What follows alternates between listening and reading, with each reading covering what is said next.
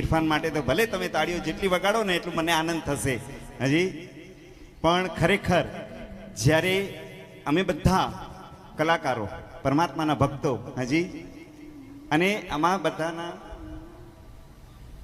કલાકારોની જાન એટલે અમારા સાઉન્ડ, જ્યાં સુધી સાઉન્ડ બરોબર ન હોય ત્યાં સુધી હજી હા અહીંયાથી અવાજ ના નીકળે, અને અહીંયાથી જ્યારે અવાજ નીકળે ને તો સમજી જવું કે એની અંદર સાઉન્ડનો બહુ મોટો ફાળો છે. અને અમારા ઇમામભાઈ માટે હજી ઈગલ સાઉન્ડ માટે એકવાર જોરદાર તાળીઓ, કારણ કે અમને પણ અંદરથી એવી ફીલ થાય હાજી આટલો સુંદર સાઉન્ડ હોય ને, અને સાઉન્ડ તો બધા સારા હોય પણ એની અંદર જે ઓપરેટિંગ કરવાનું હોય ને હાજી, લાખો નહીં કરોડોના સાઉન્ડ હોય પણ ઓપરેટિંગ ન હોય ને તો બધું મીંડો છે.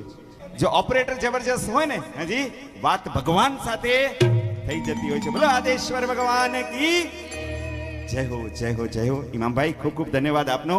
ખરેખર પાશુચંદ્ર કચ્છમાં અને જ્યારે પણ મોટી ખાખર હોય, નાની ખાખર હોય, નાના ભાડિયા હોય હજી, ભદ્રેશ્વર તીર્થ હોય, ઈગલ સાઉન્ડ આપણા કચ્છી સમાજની અંદર જોડાયેલો જ છે.